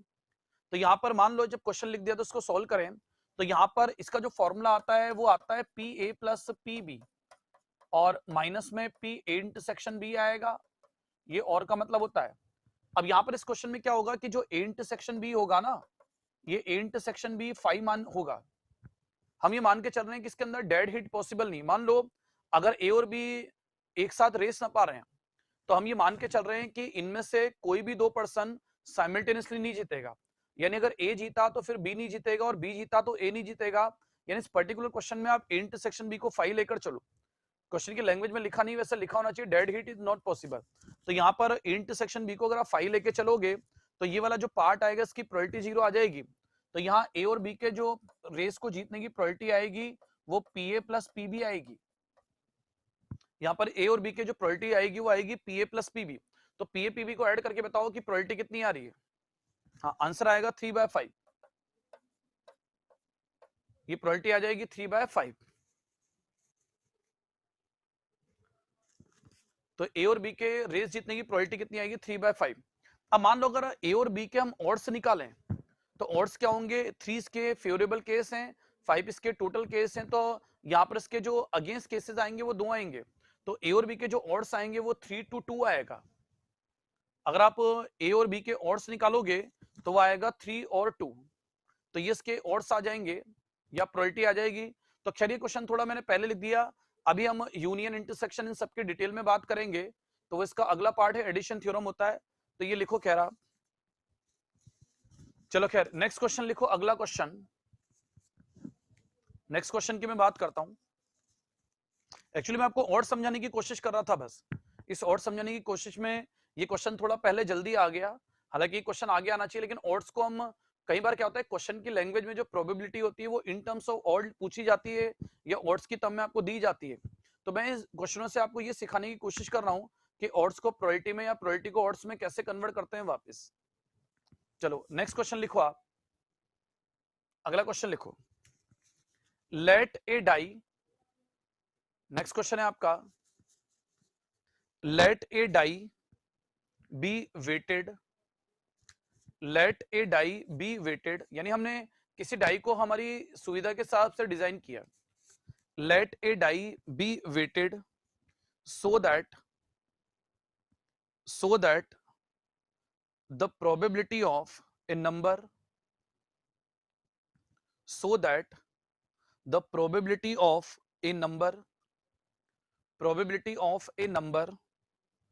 appearing, probability of a number appearing when the die is tossed, when the die is tossed is proportional, when the die is tossed is proportional to the given number, when the die is tossed is proportional to the given number। दोबारा repeat कर रहा हूं, फिर सुनो। let a die be weighted, let a die be weighted so that probability of a number appearing when the die is tossed is proportional to given number,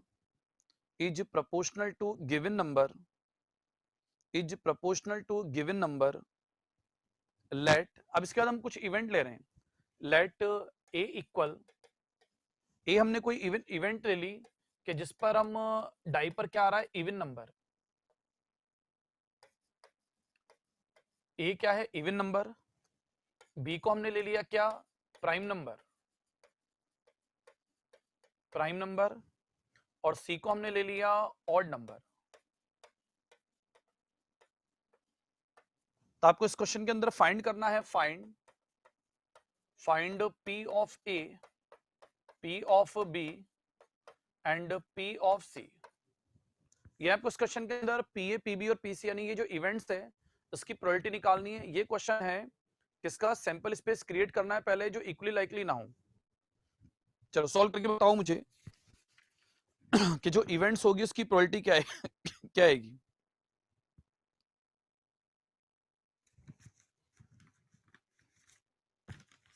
जो events है उस events की प्रोबेबिलिटी को फाइंड करो, क्या होगी उस events की प्रोबेबिलिटी। अब देखो क्वेश्चन की जो लैंग्वेज है उसके अंदर आप क्या करो, एक डाई को थ्रो कर रहे हो। आप सबको पता है कि डाई को थ्रो करने का जो सैंपल स्पेस होगा उस सैंपल स्पेस में डाई पर या तो 1 आएगा, 2 आएगा, 3 आएगा। तो मैं मान लूंगा डाई पर आई नंबर आ रहा है, तो यहां पर जो पी आई आएगा, इस आई की वैल्यू क्या हो सकती है, 1 to 6। तो इस आई की जो प्रोबेबिलिटी होगी वो इस आई के ही प्रोपोर्शनल आएगी। और इसके अंदर जो आई होगा ना, इस आई की वैल्यू 1 2 3 4 5 या 6 हो सकती है। किसी डाई को अगर हम थ्रो करेंगे तो उस पर 1 आने की प्रोबेबिलिटी 1 के प्रोपोर्शनल है, 2 आने की प्रोबेबिलिटी 2 के प्रोपोर्शनल है, 3 आने की प्रोबेबिलिटी 3 के प्रोपोर्शनल है, इस तरह बनेगी। अब यहां से अगर हम इसमें प्रोपोर्शनलिटी का साइन हटाएं, तो आप लोग जानते हो जब किसी स्टेटमेंट से प्रोपोर्शनल का साइन हटाते हैं तो उसकी जगह कोई कांस्टेंट आता है। तो मान लेते हैं हम यहाँ पर कांस्टेंट लेते हैं k, तो ये k इंटू आई आ जाएगा। अब अगर ये k इंटू आई आएगा, दूसरी बात हमें पता है कि अगर हम इसका सैंपल स्पेस बनाएं तो क्या होगा सैंपल स्पेस, ये मान लेते हैं हमारे पास जो एक्सपेरिमेंट है इसके अंदर ये 1 2 3 4 5 और 6 आएगा। यानी अगर हम किसी डाई को थ्रो करेंगे तो उस एक्सपेरिमेंट में या तो डाई पर 1 2 3 4 5 6 आएगा। अब इस 1 आने की जो प्रोबेबिलिटी होगी, यहाँ पर 1 आने की जो प्रोबेबिलिटी होगी, तो इस डेफिनेशन में अगर हम i को 1 रखें तो इसकी प्रोबेबिलिटी कितनी आएगी, k। ये k प्रोबेबिलिटी है डाई पर 1 आने की। अगर हम इस 2 की बात करें, तो अगर आप इस डाई को थ्रो करोगे तो डाई को थ्रो करने पर उस पर 2 आने की प्रोबेबिलिटी, यहां से अगर हम i को 2 ले लें तो उसकी प्रोबेबिलिटी आएगी 2k, 3 आने की प्रोबेबिलिटी आएगी 3k, 4 आने की प्रोबेबिलिटी आएगी 4k, 5 आने की प्रोबेबिलिटी आएगी 5k और 6 आने की प्रोबेबिलिटी कितनी आएगी 6k। ऐसा आ जाएगा। तो इसको अगर मैं एक टेबल से रिप्रेजेंट करूं, मान लो अगर मैं इसकी एक टेबल बना दूं, मान लो इस तरह से मैंने एक टेबल बना दी। इस टेबल के अंदर हमने क्या लिखा, यहां लिखा i और यहां पर हमने लिखा pi, यानी कि प्रोबेबिलिटी। अगर इससे डाई पर 1 आ रहा है तो 1 आने की प्रोबेबिलिटी कितनी आएगी 1k, यानी कि k। अगर डाई उस डाई पे 2 आ रहा है तो प्रोबेबिलिटी आएगी 2k। अगर 3 आ रहा है तो प्रोबेबिलिटी आएगी 3k। अगर 4 आ रहा है तो प्रोबेबिलिटी आएगी 4k। अगर 5 आ रहा है तो प्रोबेबिलिटी आएगी 5k। और अगर मान लो 6 आ रहा है तो प्रोबेबिलिटी आएगी 6k। ये आपके सामने एक्चुअली एक तरह से एक सैंपल स्पेस क्रिएट हो गया, यानी जो सैंपल स्पेस उसके करस्पॉन्डिंग है प्रोबेबिलिटी। अब आपको पता है कि जो प्रोबेबिलिटी स्पेस होता है ना, इसकी टोटल प्रोबेबिलिटी हमेशा 1 आती है। तो यहां से आपको पता है कि जो P1 plus P2 plus P3, या इसको ऐसे लिखो, अगर हम इसके अंदर बात करें तो जो P1 होगा प्लस P2 होगा प्लस P3 होगा, या जो P4 आएगा या जो P5 आएगा एंड जो P6 आएगा, इसकी टोटल प्रोबेबिलिटी कितनी आएगी 1। अगर हम इन सबको ऐड करें तो 1 प्लस 2 प्लस 3, 1 और 2 3, 3 6, 4 10, 5 15, 6 21। तो सोल्व करने के बाद ये 21k इक्वल 1, यानी k की वैल्यू 1/21 आ जाएगी। अगर हम इस k की वैल्यू को इसमें से किसी भी स्टेटमेंट में पुट करें तो स्टेटमेंट में पुट करने पर जो आउटकम्स होगा उसके करस्पॉन्डिंग प्रोबेबिलिटी आ जाएगी। अब अगर इसके अंदर हम p ऑफ a निकालें तो p ऑफ a की अगर हम बात करें तो हमारी जो इवेंट है a, इस इवेंट a को हमने पीछे क्या डिफाइन किया कि हमने पीछे देखा कि जो इवेंट a थी इसके अंदर डाई पर इवन नंबर आना चाहिए। तो इस इवन नंबर आने का मतलब है कि यहाँ इवेंट a क्या है, 2 4 6।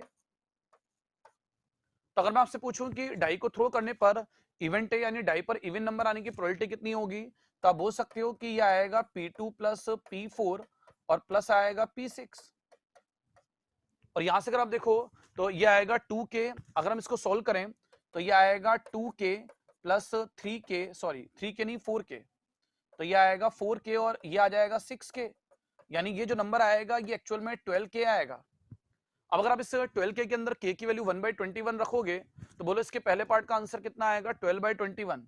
3 से कैंसिल कर सकते हो आप, तो ये आएगा 12/21।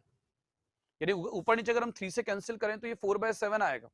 ऐसे आप मुझे सेकंड जो इवेंट मैंने पीछे डिफाइन कर रखी है, तो आपकी जो नेक्स्ट इवेंट है वो है क्या, पीबी, यानी कि इवेंट बी जब प्राइम नंबर आ जाए और इवेंट सी यानी कि ऑड नंबर आ जाए, तो इन दोनों इवेंट्स की प्रोबेबिलिटी मुझे निकाल के बताओ पीबी और पीसी की वैल्यू क्या आ रही है, कैलकुलेट करके बताओ कितना आ रहा है। क्वेश्चन का आंसर निकालो आप। यहां से पीबी और पीसी कितना आ रहा है, मैं आंसर लिख देता हूं, फिर आपको निकालना पड़ेगा, मुझे भी याद नहीं है। अगर मैं पीबी निकालूं तो यहां से देखो पीबी कितना आएगा, पी का मतलब है क्या आएगा, प्राइम नंबर। प्राइम नंबर होते हैं 2 3 5, तो 2 3 5 का मतलब है 2 3 5 को जोड़ोगे तो कितना आएगा 10k, तो इसकी जो वैल्यू आने वाली है वो आएगी 10k। और अगर हम पीसी की बात करें तो पीसी जो हमारा था कौन सी इवेंट थी, ऑड नंबर। ऑड नंबर का मतलब होता है 1 3 5, तो 1 और 3 कितना होगा 4 और 5, तो ये वैल्यू आ जाएगी कितनी 9k, ऐसा आ जाएगा। और आप क्या करो इन दोनों स्टेटमेंट में k की वैल्यू को पुट कर दो 1/21, तो क्वेश्चन का आंसर आ जाएगा। तो ये इस क्वेश्चन का आंसर आएगा। आई होप आपको समझ में आ रहा होगा। चलो आगे बढ़े। इसके बाद लिखो नेक्स्ट क्वेश्चन। अगला क्वेश्चन की हम बात करते हैं। ये मैं आपको क्वेश्चन करा रहा हूं जब सैंपल स्पेस यानी किसी एक्सपेरिमेंट के जो सैंपल स्पेस में जो आउटकम्स आते हैं वो इक्वली लाइकली नहीं हो, यानी अगर हम आउटकम्स की प्रोबेबिलिटी को अपने हिसाब से डिजाइन कर दें तो उस केस में प्रोबेबिलिटी कैसे निकाली जाती है हम उसकी बात कर रहे हैं। लिखो अब नेक्स्ट क्वेश्चन, अगला क्वेश्चन लिखो, from A bag, I hope आपने कॉपी कर लिया होगा, ये आ रहा है 2/20 है ना। लिखो अब नेक्स्ट, हो सकता है सेम आ रहा हो इस क्वेश्चन में, लेकिन इस तरह से डिजाइन करके आंसर बनाए जाते हैं। यहाँ पर आप देखो ये सैंपल स्पेस इक्वली लाइकली नहीं है, यहाँ पर सबकी प्रोबेबिलिटी डिफरेंट। नॉर्मल जो डाई होती है उसके अंदर 1 आने की प्रोबेबिलिटी 1/6 होती है, लेकिन यहाँ 1 आने की प्रोबेबिलिटी 1/21 है, 2 आने की प्रोबेबिलिटी 2/21 है। तो यहाँ पर जो सैंपल स्पेस है, जो आउटकम्स है, वो इक्वली लाइकली नहीं है। लिखो नेक्स्ट क्वेश्चन, लिखो अगला क्वेश्चन। हटा दूं ये, डन लिख लिया आपने?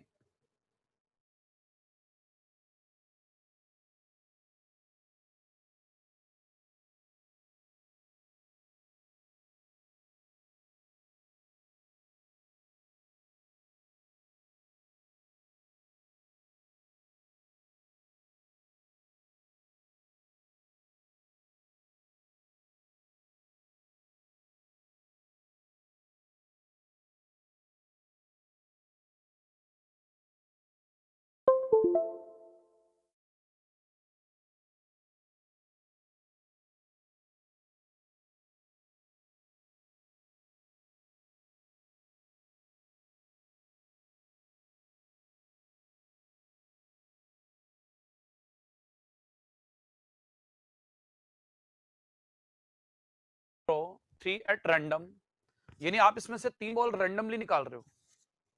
What are the odds, what are the odds against, what are the odds against these being all black, what are the odds against these being all black? यानी question के अंदर आपसे ये इवेंट है कि ऑल बीइंग ब्लैक, ये जो event है ना, इस इवेंट के अगेंस्ट आपको ऑड निकालने हैं। इस बैग में से आप क्या कर रहे हो, 3 बॉल रैंडमली ड्रॉ कर रहे हो, तो वो तीनों बॉल ब्लैक हो, इसके अगेंस्ट आपको ऑड कैलकुलेट करने हैं। तो कैलकुलेट करके बताओ क्या आएंगे। क्वेश्चन रिपीट दोबारा सुनो।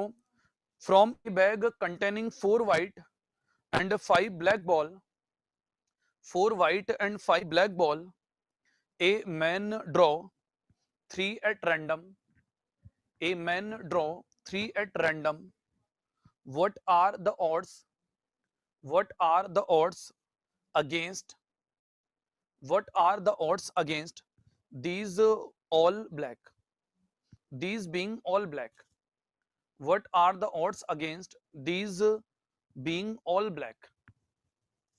तो जैसे मान लो आपके पास, अगर हम बात करें तो एक बैग है, इस बैग के अंदर 4 व्हाइट बॉल हैं और ये हैं 5 ब्लैक। अच्छा, इसके अंदर 4 व्हाइट हैं, तो इस व्हाइट को क्या लेके चलोगे, डिफरेंट या आइडेंटिकल? बोलो। क्वेश्चन में लिखा तो कुछ भी नहीं है कि डिफरेंट है कि आइडेंटिकल है, डिफरेंट। अब यहां से आप ड्रॉन कर रहे हो कितनी बॉल का, 3 बॉल का। अब यहां से अगर मान लो हम इसमें से 3 बॉल निकालें, तो ये जो इवेंट है इसके लिए आउटकम्स क्या होंगे, एनई। एनई का मतलब है कि अगर हम इसके अंदर देखें, पहले मैं इसकी प्रोबेबिलिटी निकालूं। अगर कोई मुझसे पूछे कि इसकी प्रोबेबिलिटी निकालो, तो प्रोबेबिलिटी तो आप सिंपल निकाल लोगे। प्रोबेबिलिटी के अंदर क्या आता है, फेवरेबल बाय टोटल। अगर आप इसके अंदर से 3 निकाल रहे हो, तो यहां से अगर आप 3 बॉल को ड्रॉ करोगे, तो बॉल ड्रॉ करने के टोटल केसेस कितने आएंगे, 9C3। ये 9C3 आपके आएंगे, क्या आएंगे, टोटल केसेस। और अगर आपसे फेवरेबल पूछा जाए, यानी कि जो भी ये ऑड्स है, आप चाहते हो कि यहां से जो 3 बॉल आपने ड्रॉ की वो तीनों ब्लैक आना चाहिए, तो ब्लैक के लिए हमारे पास में 5 बॉल है, तो 5 में से 3 का सिलेक्शन करोगे, तो यहां से आएगा 5C3। तो ये तो बेसिकली आपने क्या निकाला, इस इवेंट की प्रोबेबिलिटी निकाली। लेकिन क्वेश्चन में आपसे ऑड्स पूछे गए, तो मैं इसको अगर थोड़ा सॉल्व करूं, तो मुझे पता है कि 5C3 कितना आएगा, 10, तो इसकी वैल्यू आएगी 10। और अगर आप इसके अंदर 9C3 को सॉल्व करो, तो 9 इंटू 8 इंटू 7 डिवाइडेड बाई 6, तो यहां से ये वैल्यू कितनी आएगी, 9C3, 9 into 8 into 7, that is 321। 3 से कैंसिल होगा 3 टाइम, ये कैंसिल होगा 4 टाइम, तो 12 7 84, 84। 84 में अगर आप इसको कैंसिल करोगे, तो ये 5/42 आ रहा है। पहले तो ये चेक करो ये करेक्ट लिखा है क्या मैंने, 5/42 प्रोबेबिलिटी कैलकुलेशन के बाद आ रही नहीं आ रही, ठीक है। अब इसके अंदर अगर मैं इसको ऑड्स में कन्वर्ट करूं, तो यहां पर हम लिखा रहे हैं odds against E, against to E. अब मुझे क्या करना है कि जो भी इस क्वेश्चन में इवेंट डिफाइंड है उसके अगेंस्ट ऑड लिखने हैं। तो जब हम किसी इवेंट के अगेंस्ट ऑड लिखते हैं, तो उसके अंदर आता है कि against cases divided by favourable cases. तो इस प्रोबेबिलिटी को देखकर मैं बोल सकता हूं कि इसके अंदर जो केसेस हैं टोटल कितने हैं 42, इवेंट के फेवर में कितने हैं 5, तो इवेंट के अगेंस्ट कितने होंगे 37। तो यहाँ पर जो ऑड्स आएंगे वो आएंगे 37 बाय कितने आएंगे 5, तो ये ऑड्स आ जाएंगे। तो कई बार क्या होता है क्वेश्चन में ऑड्स पूछे जाते हैं इंटेंशनली, तो अगर आपको ऑड्स निकालना हो तो 37/5 जो भी क्वेश्चन में इवेंट डिफाइंड है इसके अगेंस्ट क्या आएंगे ऑड्स, तो ये डेफिनेशन आएगी ऑड्स की। तो मैंने आपको अभी तक क्या बताया, जैसे कोई भी एक्सपेरिमेंट है, सबसे पहले उस एक्सपेरिमेंट का सैंपल स्पेस लिखो। सैंपल स्पेस लिखने के बाद अब उस सैंपल स्पेस के जो आउटकम्स हैं या तो वो इक्वली लाइकली होते हैं या फिर वो डिजाइन होते हैं। डिजाइन मतलब वो इक्वली लाइकली नहीं होते। तो जब इक्वली लाइकली नहीं होते तो क्या क्या कंडीशन होती है, इसे बोलते हैं एक्सोमेट्रिक अप्रोच प्रोबेबिलिटी की। अब क्या होता था कि जब पहले ये जो एक्सोमेट्रिक अप्रोच है ये आपके पास नहीं होती थी, तो प्रोबेबिलिटी निकालने के लिए हम क्या करते थे, दो अप्रोच को यूज करते थे। एक होती थी क्लासिकल और एक अप्रोच और होती थी फ्रीक्वेंसी। अब फ्रीक्वेंसी अप्रोच क्या होती है, तो प्रोबेबिलिटी की तीसरी अप्रोच क्या होती है, देखो तीसरा पार्ट आप लिखो फ्रीक्वेंसी अप्रोच। प्रोबेबिलिटी की तीसरी अप्रोच क्या होती है, फ्रीक्वेंसी अप्रोच।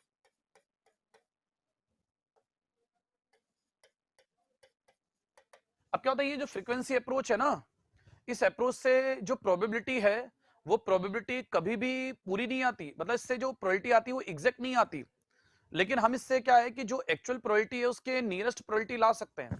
तो फ्रीक्वेंसी अप्रोच क्या होती है, पहले आप इसको लिखो। ये जो डेफिनेशन है ये बहुत पहले यूज की जाती थी, अब इसका कोई यूज नहीं होता, लेकिन इसके अंदर एक टर्म होती है रिलेटिव फ्रीक्वेंसी। तो हालांकि शीट के अंदर आपको कोई क्वेश्चन नहीं मिलेगा रिलेटिव फ्रीक्वेंसी का, बुक्स के अंदर भी नहीं मिलता, मैं एक क्वेश्चन आपको बता रहा हूं। तो पहले आप इसकी डेफिनेशन लिखो कि फ्रीक्वेंसी अप्रोच क्या थी। फ्रीक्वेंसी अप्रोच या इसी के अंदर एक डेफिनेशन आती है जिसे हम बोलते हैं क्या, इंपीरियल डेफिनेशन। तो यहां पर आप लिखो इंपीरियल, इंपीरिकल,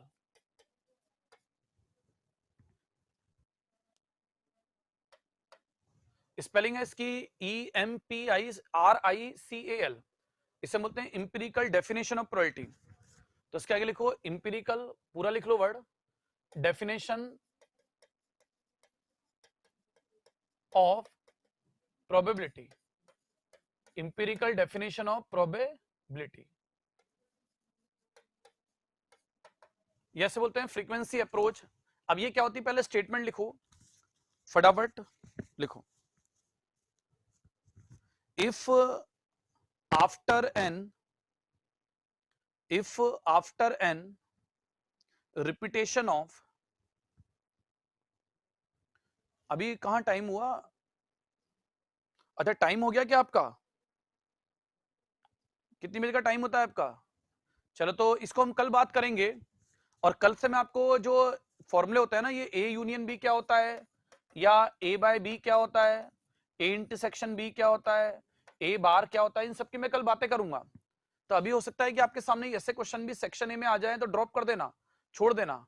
अब ये इंपीरिकल डेफिनेशन जो है इसके बारे में भी हम कल बात करेंगे, और कल इस वाले पार्ट के बारे में हम डिस्कशन करेंगे, है ना। तो आज का तो क्लास ओवर हो रही है, आपका जो होमवर्क है वो है कि आपको करके आना है डीपीपी नंबर 10 और 11 भी कर लेना। कल मैं आते ही सबसे पहले डिस्कशन करूंगा डीपीपी नंबर 10 का, और डिस्कशन डीपी नंबर 10 के अलावा जो एक्सरसाइज 1 का पार्ट 1 है इसके सेक्शन है, बस दो चीजें डिस्कस करूंगा, पार्ट 1 का सेक्शन है और डीपीपी नंबर 10। इसके आगे आप पार्ट 2 का सेक्शन है और डीपीपी नंबर 11 लगा सकते हो।